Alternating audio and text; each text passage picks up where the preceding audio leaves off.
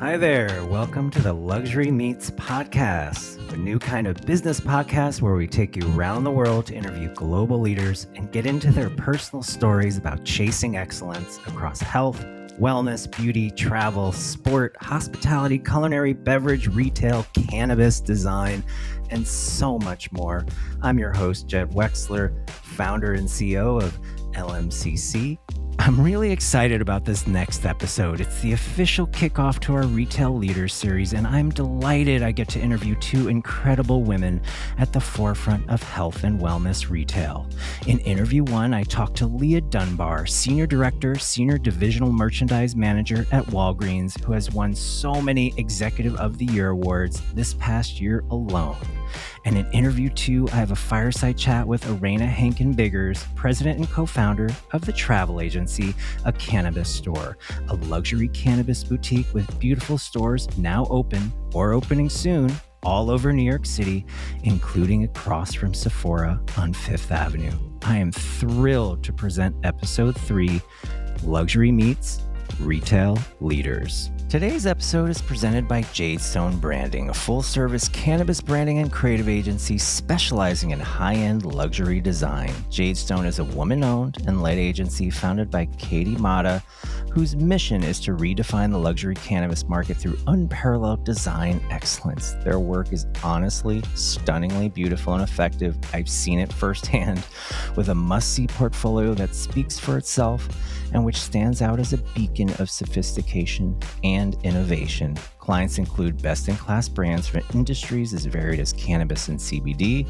beauty, skincare, and wellness, as well as lifestyle. Jadestone only accepts a limited number of clients per quarter to ensure the highest quality deliverables to all of their clients. So visit jadestonebranding.com/LMCC to begin the application process of becoming a Jadestone client yourself. Once again, that's jadestonebranding.com/LMCC. As you can imagine, they get booked quickly, so don't delay. Jadestone is the agency that knows how to make your brand unforgettable, irresistible, and impossible to ignore. And a very special wellness brand called Black Dahlia Botanicals. Black Dahlia Botanicals was one of LMCC's very first selected showcasing brands at our conference way back in 2019. The team, our attendees, and I sampled everything then and just loved it. They have incredible chef-crafted CBD chocolate bonbons, lollipops, and gelée, all made by hand in small batches in downtown LA. Their Alchemy collection of CBD-infused candles and fragrances also sells out everywhere as well. It's a perfect combination of ethically sourced CBD, groundbreaking science, and conscientious craftsmanship. It's an amazing, trusted company we are honored to support. And they've created a special promo just for our listeners. Visit blackdahlia.co to experience their handmade confection, CBD-infused candles, and fragrances. You'll receive 20% off when you visit blackdahlia.co and enter LMCC20 at checkout. You can also find the link in our show notes. It is my pleasure to welcome Leigha Dunbar to the Luxury Meets podcast. She recently graced our LMCC stage in person, and now she's helping us kick off our Retail Leaders series. Leigha Dunbar is a Senior Director, Senior Divisional Merchandise Manager at Walgreens, previously at the Vitamin Shop, at one point leading categories comprising an amazing 55% of the company's revenue, and at various times responsible for driving a wide range of wellness categories, including women's wellness, beauty, women's health, CBD, vitamins, minerals, and supplements, and currently oversees products with an annual volume of over 2.75 billion. Leigha, thank you so much for joining us. We really appreciate having you here. Thank you for having me today. And, let's start with this incredible honor you just recently received this year. You were voted one of the top women in all of retail by your peers in 2024 by the Women in Retail Leadership Circle.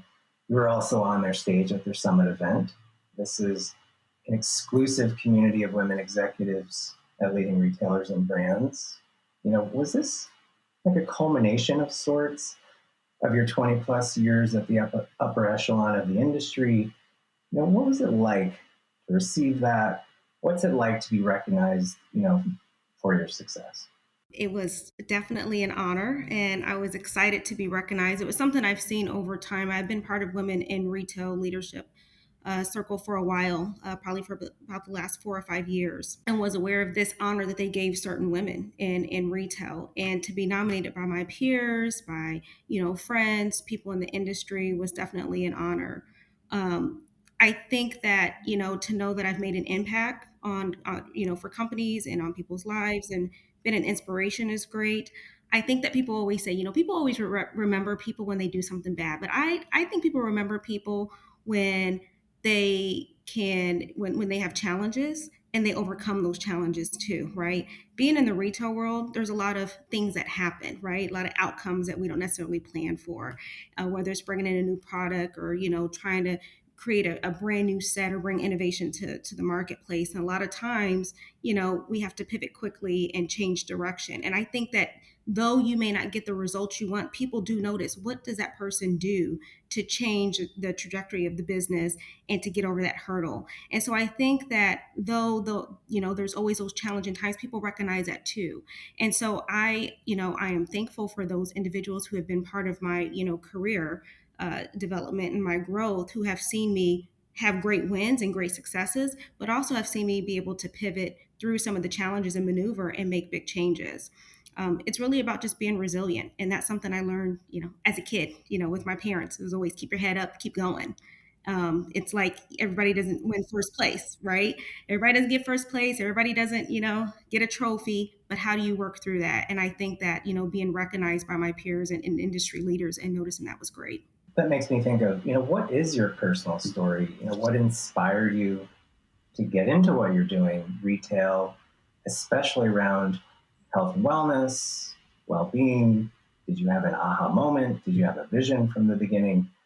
It's funny because when I went to college, I wanted to be a doctor. Let's start there. But that changed very quickly. Didn't like biology class. And given that I was very good with numbers and liked analytics, went into the financial side of the business or into the financial side of education. And I wanted to be a stockbroker, which is funny. So a lot of the internships I had were in that type of industry. But I had a hard time getting that job to do it, right? Because my personality didn't really fit with, being a stockbroker. The skill set may be there, but you also got to fit in with that. And I would say I had a professor of finance that was fantastic that said, you should think about, using those analytical skills, but also having that creativity side. And was the one who really introduced me to the May department stores, which is where I started my career. And throughout my career, I got into it and I really liked it. And I would say throughout my entire journey, I've had 3 or 4 people that have been very influential, whether they've personally said something to me or it's something I saw them do that really made me say, I want to be the merchant. Okay, I want to be the DMM, right? It made me kind of focus in on what my goal was of what I wanted to do because I aspired to be where they were, right? I liked what they were doing. I liked the mindset of how they were thinking. And so I had that when I was at May department stores. I had it again when I was at Sears. I had a leader who brought me in and took me under his wing and really mentored and coached me and helped me grow into, who I am, as well as when I was at Bed Bath and Beyond. So having those people in your lives, whether they're mentors, coaches, bosses, whoever, that's really what helped me grow into this business. In terms of health and wellness, I mean, like I said, I started in May department stores. I was in ready to wear, right? And I have learned just through talking with different people based off my goal. It's good to, get into different industries. And when I had an opportunity to leave home textiles and go into health and wellness, I took the opportunity. It wasn't easy, I'm not going to lie, because I had a family, right? I had a community of individuals, suppliers, and people that I enjoyed working with, and I loved my product. But I also personally, and with my family, have a passion for health and wellness. So it was a natural transition and a very smooth one. And since then, I have really enjoyed the industry because I've been able to really impact, you know, make an impact in the industry and in terms of how people think about their health and wellness, right? Making sure we're meeting the consumer needs and what they're looking for. Well, it's so timely right now, and you're known in the industry now for spotting innovation, cultivating emerging brands in categories like this. What is your approach to bringing these into large organizations and exerting your influence internally, using your unique skills, your unique personality, your your uniqueness. I think being a merchant anywhere, whether you're in health and wellness, you're in ready to wear, you're in beauty, whatever that is. I mean, you're a merchant yourself, right? You go out and you find talent and suppliers and you kind of help put people together. I mean, it's about listening, I think, listening to what the customer wants. And that's what makes it, I think that's what helps you bring innovation and develop innovation and bring that to life. It's really about answering the needs of the consumers and also following the analytics too. Sometimes I go comp shopping, and I did this before I was in health and wellness. I'll go comp shopping and I'll just walk up and down the aisles and listen to what people say, because sometimes you learn a lot just by how the customers communicate. Exactly, right? Or you can go and you talk to the store associates. They're at the front line of, talking to the end user and understanding what they need. So I think it's about understanding what customers want, but then, keeping your ear to the ground on what's new, what's coming up, and trying to stay ahead. Seeing those leaders or those retailers or people who are forward thinkers and seeing where they're going and trying to get on that curve with them, I think is important. So, it's just it's really about listening and understanding your consumer and understanding your position as a retailer as well. Yeah, I mean, speaking of innovation, when we first met, CBD health and wellness was one of the categories, several categories that you were leading. It's definitely had its, ups and downs, and once again seems to be very much on the rise. What is your take on something like that? It's emerging, but much wanted, and it's uneven. But at your previous in your previous role, you really drove that in 700 plus locations of the store. Like, CBD is a perfect example. I think CBD isn't what we learned with CBD. I would say the biggest learning there is you really need to make sure customers are educated. Education is important, right? And so, like you said, CBD. When I was at Vitamin Shop, it was at the beginning, right? It was going. It was new. It was trending, and then as it becomes more available to people, other people are carrying it, and people start learning different things, or there's not that need, it starts to go down. So you have this cycle, right? I think that's normal of anything. I mean, I think about COVID. COVID happened. Everybody was jumping on vitamin C and gut health became important. Well, that stuff's all been around. It's not new, right? It's just that people are becoming more aware of what they need to help, balance out their bodies and their the nutritional side of what they need. And so I think of magnesium right now. That's a huge trend. A lot of people are looking at that because health and wellness, my sleep, my mood, I'm stressed out, different things. People are utilizing magnesium for different reasons. And at one time it was low and now it's going back up. So I think the learning behind like CBD and a magnesium and even apple cider vinegar. Those are all things that's been around. It's just the education that comes with it. As new generations, new pockets of people start to take more of an interest in their well-being and their families, they're doing more research to understand how can this help me? Does this help me? And I think that's what starts the trends. And how do you scale this customer education? Because we talk about customer education at retail a lot. What is effective if you see this gathering wave of magnesium, outside vinegar, CBD? Then how do you get that word out so the customer trusts you and can make a good decision and knows what product to keep coming back? Yeah, I think education is important. A lot of people get education from their physician, right? From a pharmacist or other sources. A lot of people are utilizing different marketing assets, where there's TikTok or Instagram to get their information. Digital, right? Information is what people are looking for. They don't want to necessarily have to go out and get it. They need it easy and something that's digestible for them to get. So a lot of people are doing their research online. I think that you have to, be careful what you're looking at, right? Because there's a lot of information out there. So you have to decipher and get with the right individuals who know what's right for you, whether that's your doctor, your physician, whoever that is, to make sure you're reading the right information. So it's always about getting different points of view, right? Just like everybody else does, and understanding kind of where those consistencies are.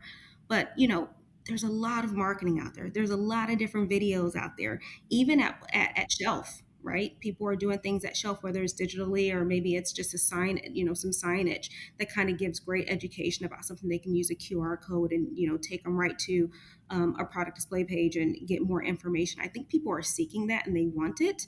And so I think it's about this, being able to make that information and education accessible to them, but also making sure it's good information. You want to make sure you are digesting and under, getting good information and right information. Yeah. And going back to your personal story, how you achieved as an executive, I think a lot of us go through this, busy parent, work life balance, families. How do you, if we're talking to other executives who look up to you, who want to be where you are, how did you navigate that? What is the key? I mean, you really had some, this trajectory, but you've also had a lot of other things to balance. I think it's different for everyone, right? Everybody has a different journey. I don't like to always say work life balance because I think it's about the priorities that you have and what's important to you. Sometimes you spend a little bit more time on work, based off the need. Sometimes it's a little bit more time with family and how you navigate that. I think that it's about your individual goal, both work, both life, personal, whatever that is, and how that all fits in together. I have been, I would say, blessed to have a family that has supported me both personally and professionally from a work standpoint, and so that's been really good. And having the right, I'd say, the right camp around you, your right surrounding around you helps, especially when those who are with you know that end goal. That helps. But I find that regardless of what you do, you always need that time to break away from work, right? So that you can kind of get re-energized, refreshed, you can think. Because, I just recently talked about the burnout, right? That's real. People get burned out. You stop having ideas, you kind of are like second guessing, you're questioning things, you just don't have that momentum to want to go forward. And so sometimes it's good to like mentally take that break and say, something, let me take some time, whether it's a couple days, a week, go to spa, whatever that is, whatever works for you, to take that time and decompress and then get back in it again. Like scheduling in. Yeah, you schedule it. Whether it's like every, during lunch, you take a 15-minute walk, right? That's great. If that's what you need to do to kind of just get your mind, together and your thoughts together and or just decompress, like I said. So I think work-life balance and just balance of what you do with work and how you take those breaks and what you do with family, it's all about your priority and the end goal. It's an individual journey. Speaking of that, you've said that one of the keys to your own success, or big key piece of advice as you're going into your own career, is always to bring your full, true, authentic self and bring your uniqueness to the role. I mean, you mentioned stockbroker, not for your personality, not for who you are. What does that look like for future leaders? When we talk about authenticity, what does that look like? Being true. Bringing your full self, your true self, your uniqueness. I think it's important. So I would say, my first 10 years of my career, like I was kind of looking and mimicking is the wrong word, but let's go with that, like kind of mimicking what I thought successful people did, or people that, I want to be in that position. So let me see how they do things and how they ask questions or what they do in meetings or whatever. And you're trying to fit yourself into something that's not really who you are. I would say probably the last 15 years. And it was a huge transition for me, specifically when I went to, I think it was Bed Bath & Beyond. When I went there, I actually had a great leader and a mentor who was like, when I interviewed, they said, you bring that spark, you have that energy, because you own the room with that. You do that. And liked my personality, right? And once I got comfortable being who I was, and again, 15, 16 years ago, that's when I really started to shine, because that's when I said, okay, I have a point of view. Let me express it how I want to, and what I feel fits. And by the way, people liked it. They bought it. It created engagement and excitement, and it's just a different type of energy. So I feel like when you bring your full self, you're bringing, or when you bring your you to the table, you're bringing your full self, and you're not trying to fit into the this box of what people feel is the right thing to do. That's out, right? This is 2024. It's about you being you, and we're all different and understanding that. And sometimes it makes some people uncomfortable, which is okay because being uncomfortable, people have to get comfortable with that, right? That's a change in itself, and that's a challenge, and that's learning people and understanding people differently that are different from you.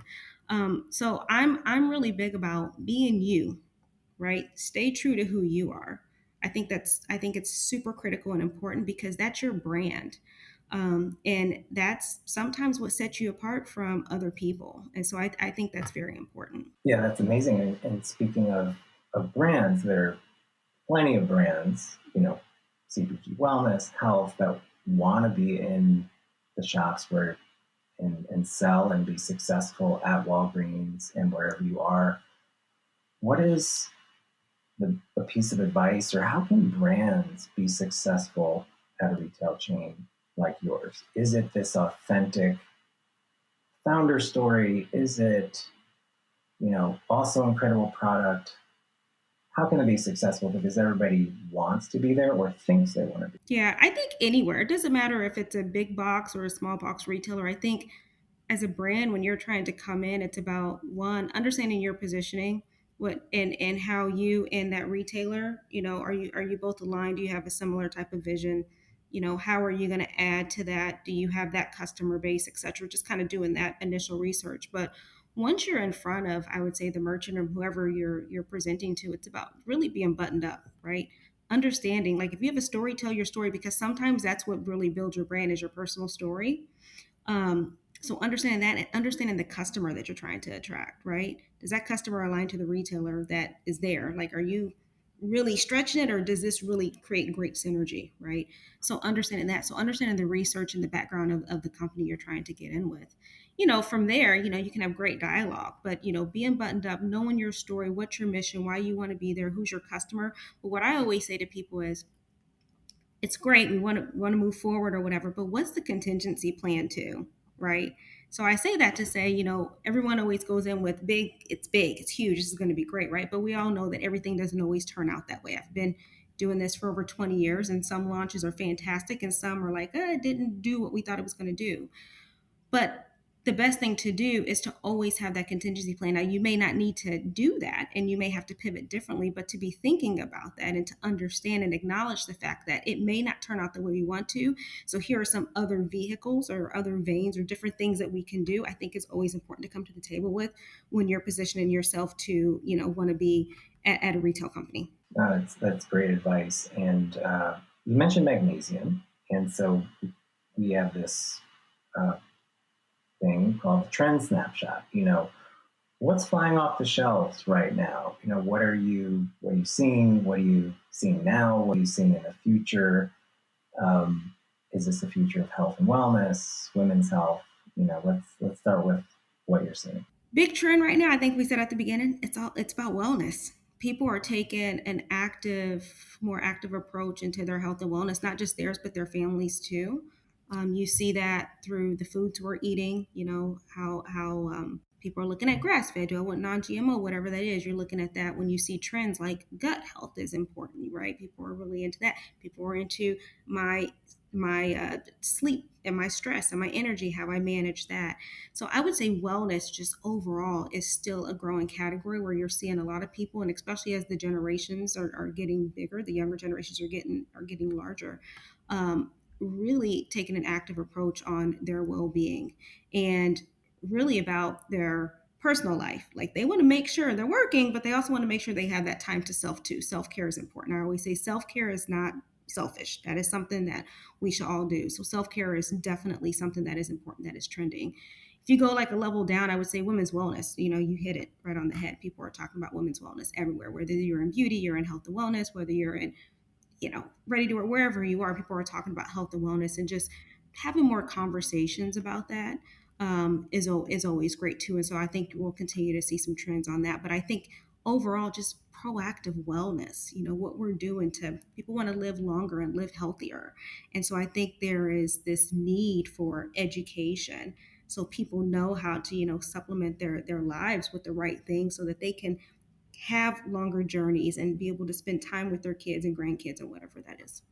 Well, that leads to closing question. also tradition here. How do you invite luxury into your life? It can be products, it can be moments, it can be art, cultural connections. We've received such a diverse array of answers. I'd love to know what luxury means to you. Luxury to me is quality of life, time. When I have time to do things and spend time with my family and travel and experience the world with my family, that's luxury. Being able to embrace other cultures and continuously learn on my time, that's luxury to me. It's about a quality of life that me and my family, we strive to and want to do. And so that's how I would answer that question. I don't know how everybody else has answered that question, but that's how I would answer that. It's about time, quality of life, and being able to travel, because when you have the time to do things, right, you can do the things that you like to do. And in our, like I said, it's all about traveling. For me, it's about meeting new people, it's about understanding different cultures, right? So that would be important to me. That's an incredible answer.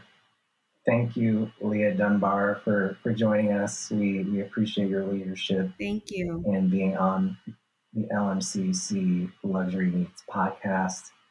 And thanks again. Before we get to our next interview, I wanted to take a minute to introduce you to our beverage sponsor for today's episode, a very special woman-owned and led, all-natural hemp-derived THC-infused seltzer brand called Happy. I love this brand.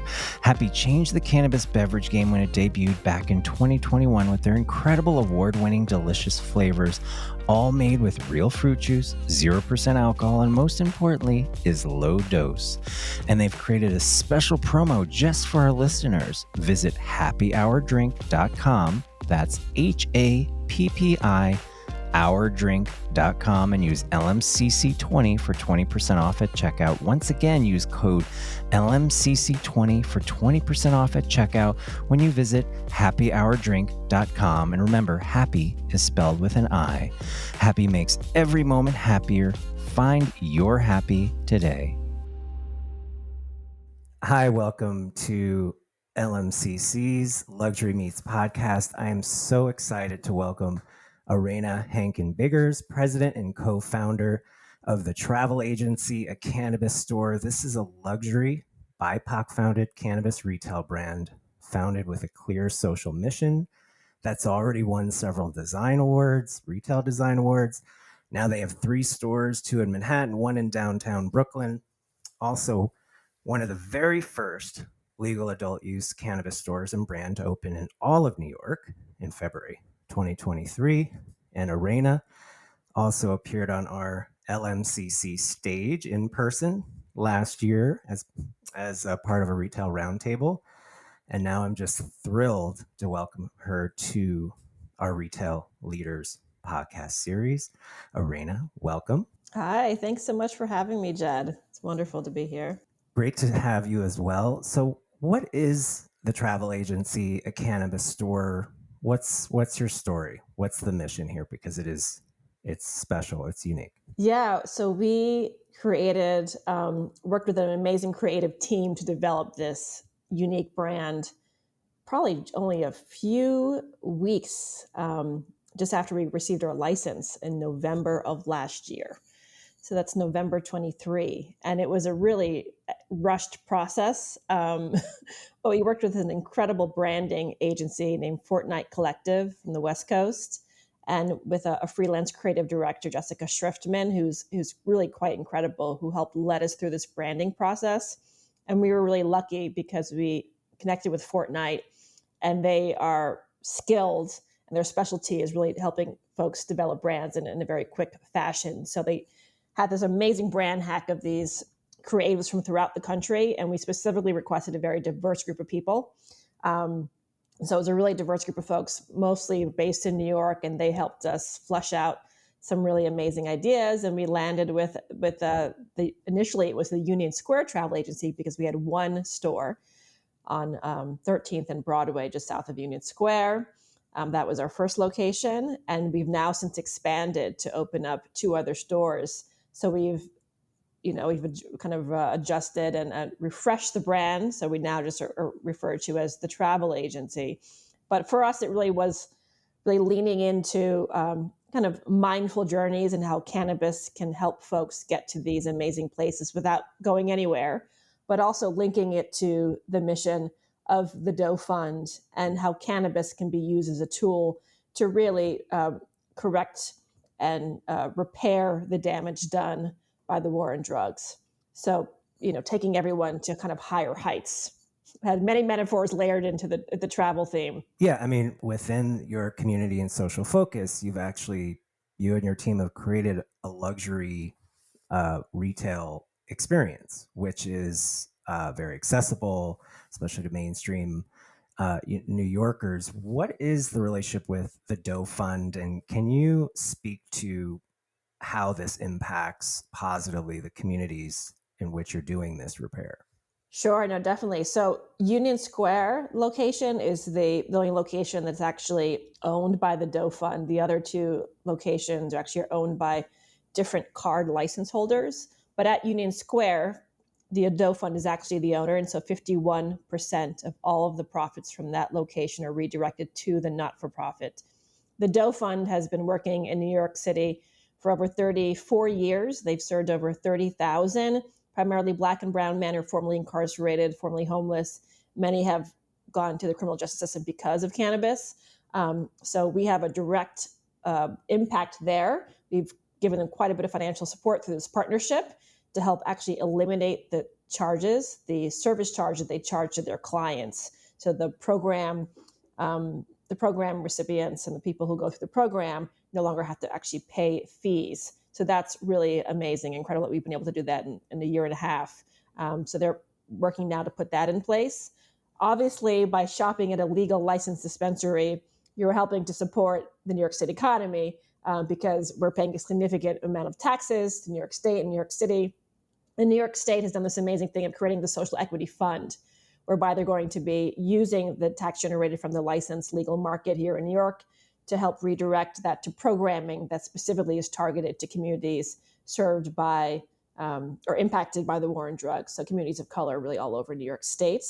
In addition, we have some amazing partnerships with local not-for-profits. One is the Cannabis Justice and Equity Initiative, which is a not-for-profit that was actually founded by a graduate of the Doe Fund who was in prison for 19 years. He's now a professor at NYU.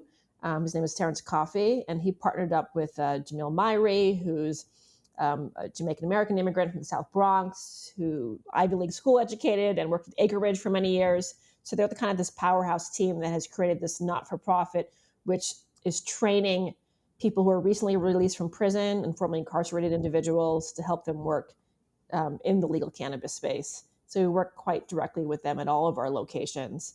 And then we do all we can to support BIPOC and women-owned cannabis brand. It's really, really difficult. I think those brands are really struggling, even within the retail space. Owners of color, even women owners, are really struggling just because it's just a hard market to get into. And from what I hear anecdotally, it requires $50,000 to bring one SKU to market. There are a lot of unique challenges to opening up a cannabis retail operation in New York, but taking a step back for our audience that might not know what a card licensee is, can you explain that in more detail? Because our audience is in cannabis, but it's also global and outside of cannabis. So if you can go into that, how you fit into that. Sure. So New York kind of ran this really unique experiment. I think they wanted to be the most progressive cannabis program in the country. They had intended and hoped that they were drafting the most progressive legislation to ensure that opportunities were given to people that were impacted by the war on drugs. So the first group of licenses were awarded to individuals with cannabis convictions or not-for-profits that serve that population. And so we were able to partner with the Doe Fund very early on, which is how we were really the third or fourth licensed dispensary to open in New York State.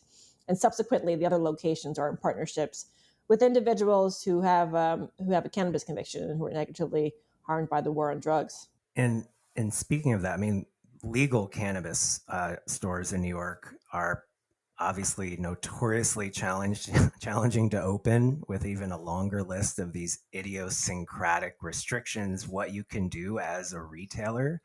And, and then there's this added challenge of thousands of illegal stores opening. So you have a lot of headwinds. And, when the New Yorker recently runs a full feature on these issues, it's come to mainstream attention.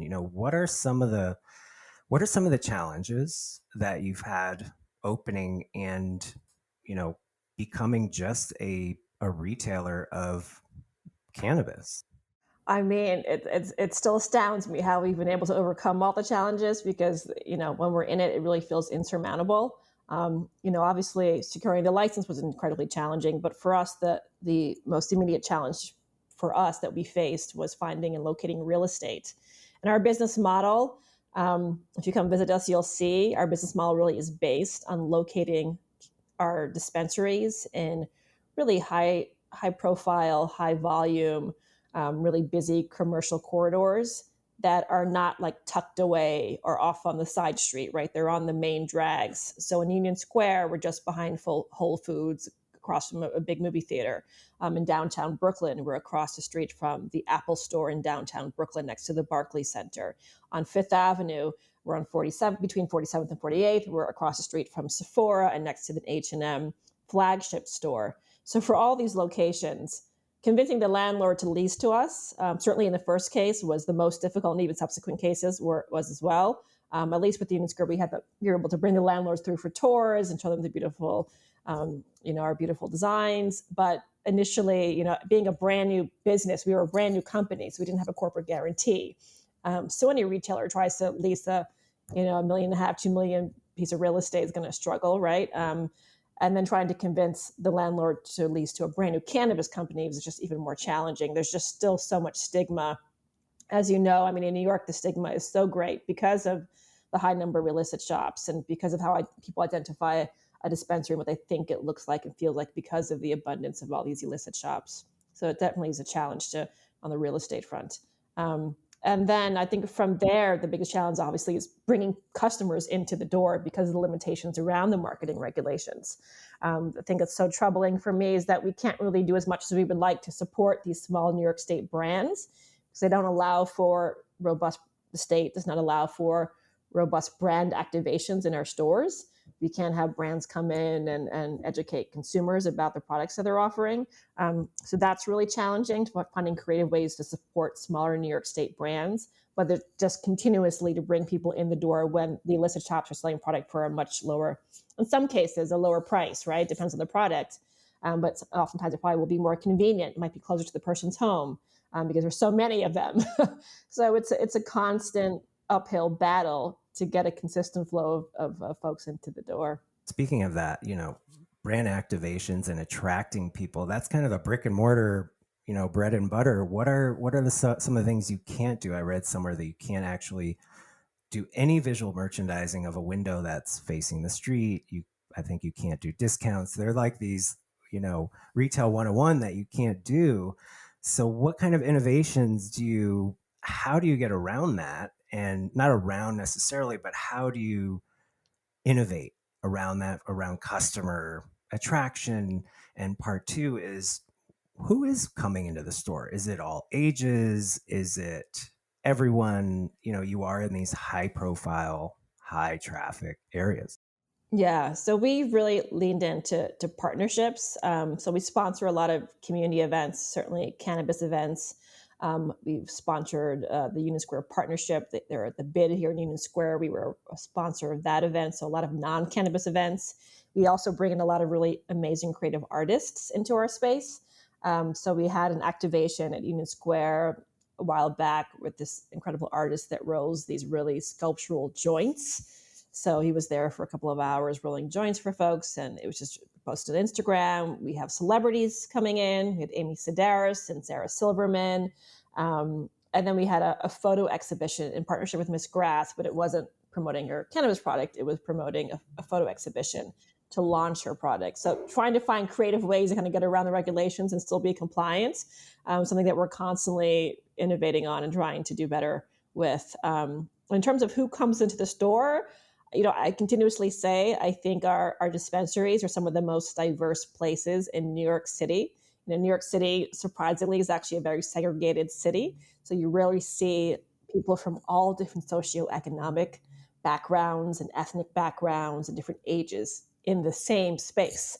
And we have, we run the gamut from 21 to 91, from, wealthy to working class, educated to uneducated. We have a lot of tourists, folks who don't even speak English, who are New Yorkers.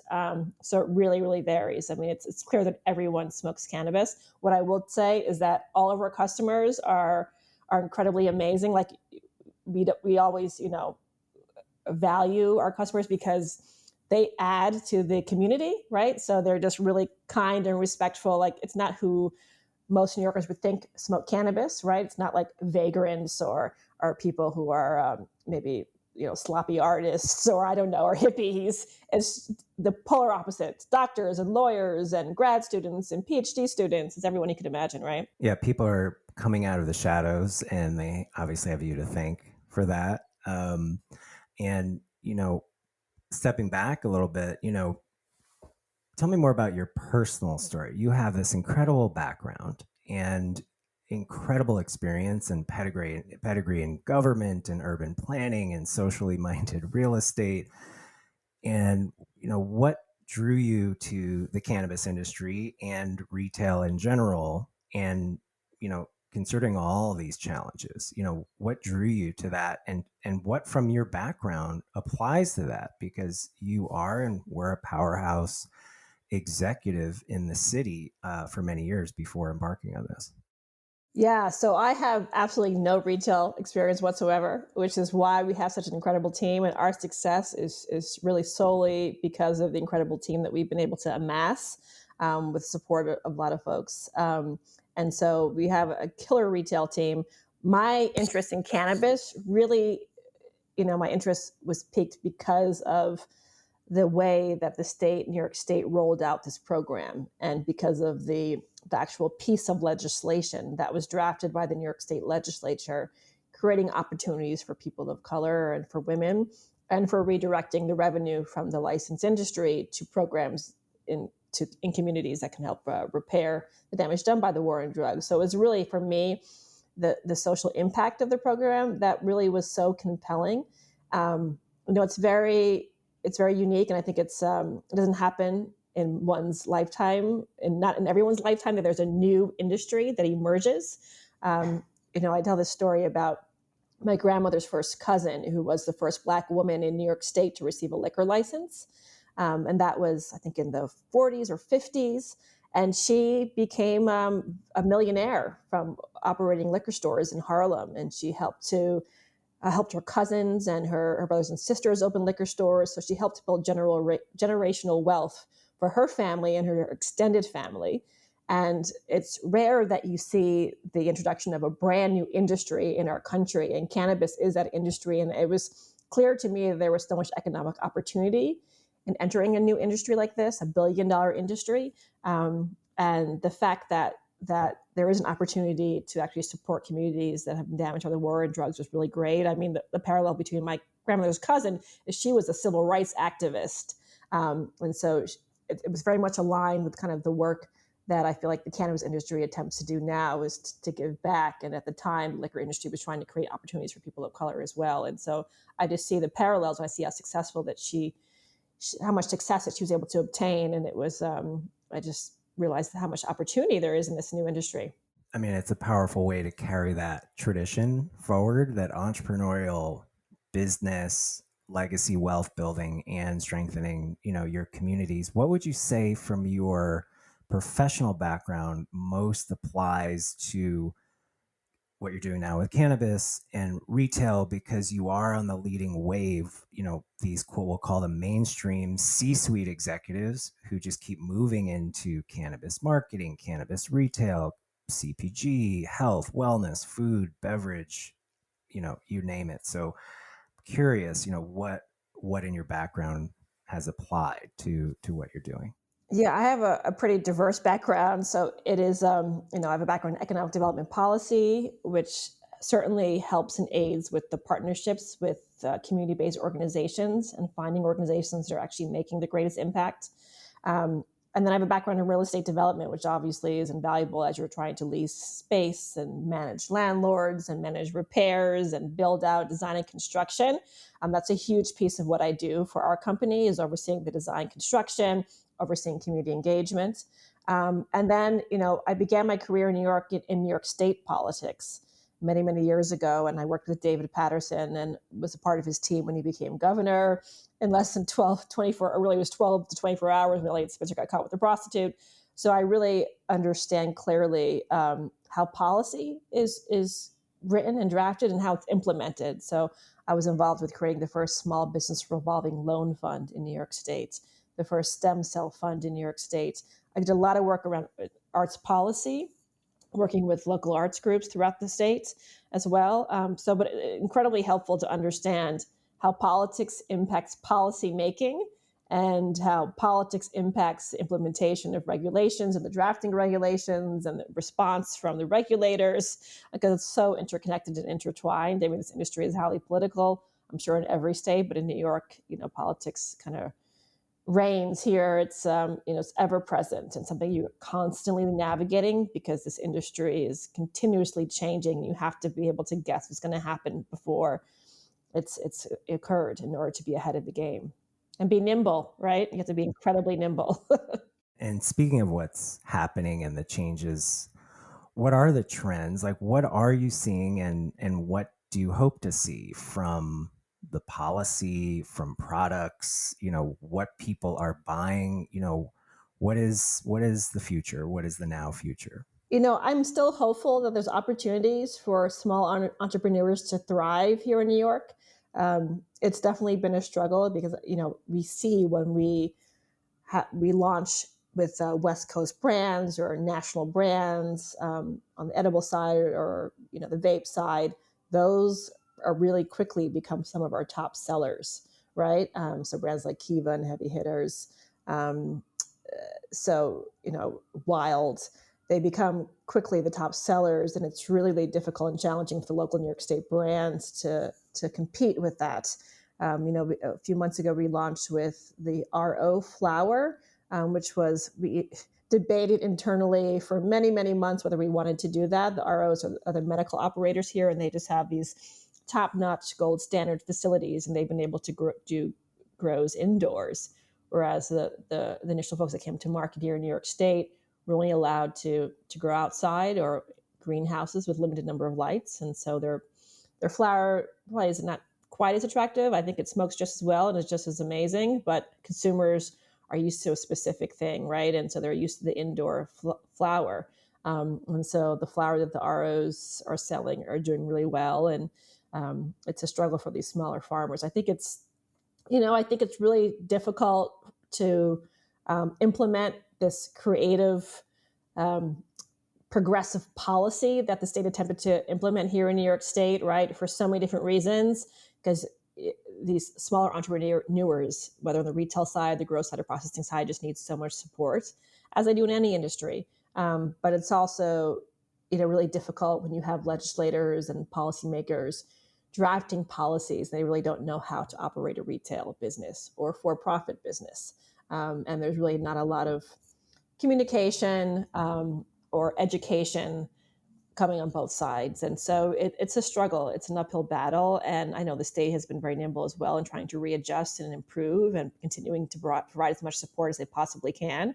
At the end of the day, it's New York City. Capitalism is going to reign and rule, and the ones that have access to the most capital and the most resources, unfortunately, are going to be the businesses that thrive in this industry.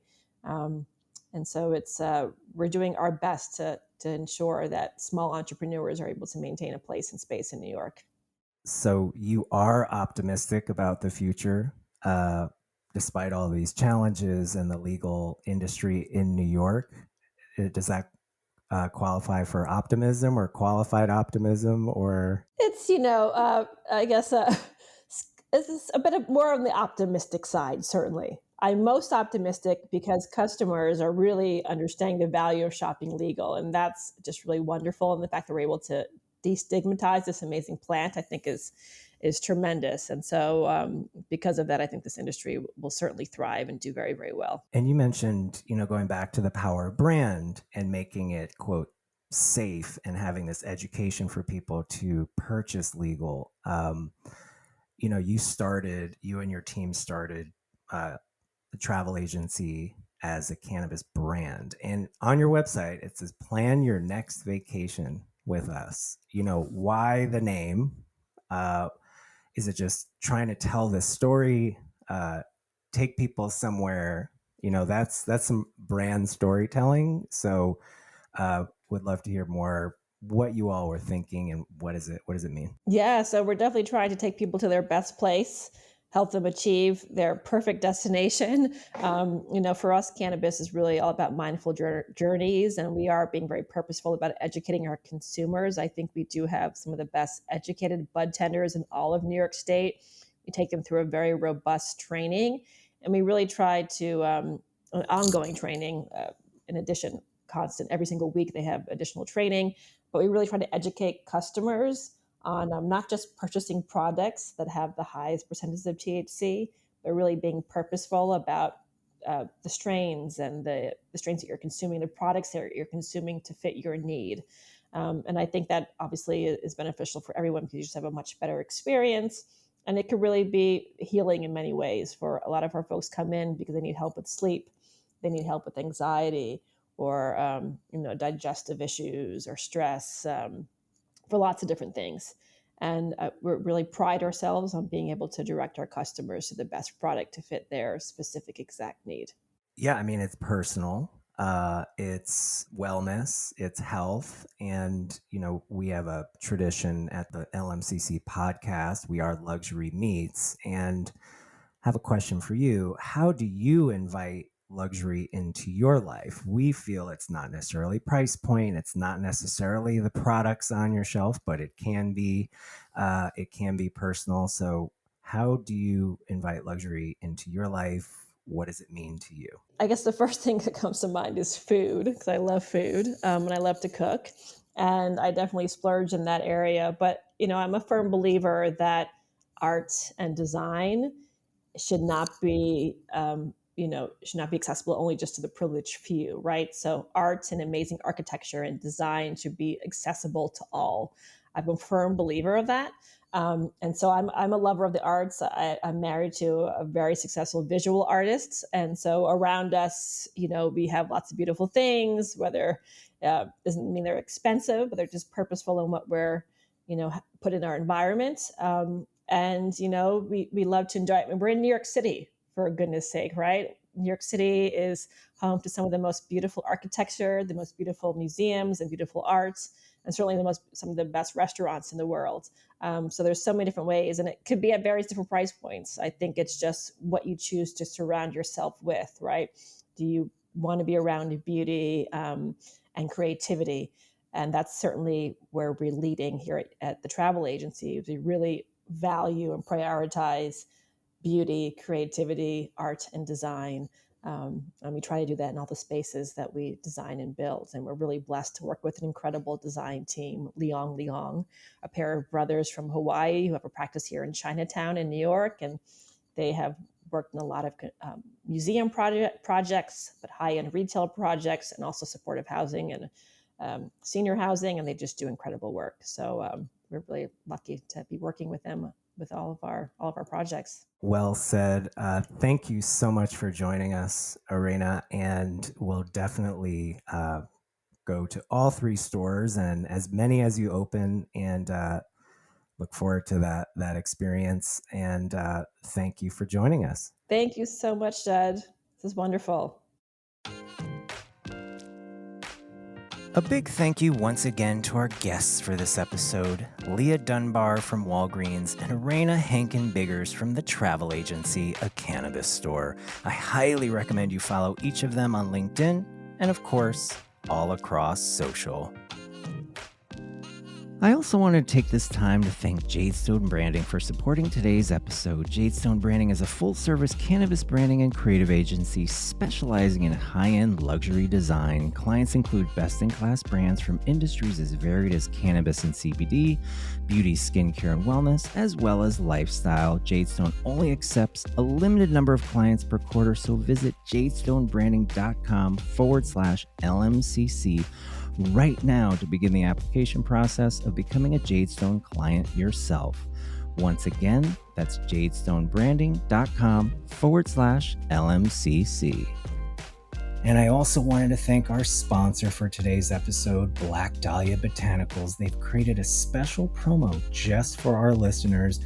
Visit blackdahlia.co to experience their handmade confections, CBD chocolate bonbons, lollipops and gelée, CBD-infused candles, and fragrances. You'll receive 20% off when you visit blackdahlia.co and enter LMCC20 at checkout. You can also find the link in our show notes. Once again, that's blackdahlia.co. Enter LMCC20 at checkout. Thank you again, Black Dahlia Botanicals. And stay tuned for our next episode, Luxury Meets Beverage Superstars. I get to interview 3 category-defining CEOs at the helm of the most successful infused, non-alcoholic, and functional wellness beverage brands in the world. Hear firsthand why this cultural and category phenomenon is not only here to stay, but might just be overtaking beer, wine, and big alcohol in the process. You do not want to miss this one. In the meantime, you can follow us at LMCC Show and visit lmccshow.com, and of course, subscribe, and you may even win a golden ticket to one of our award-winning events. See you next time.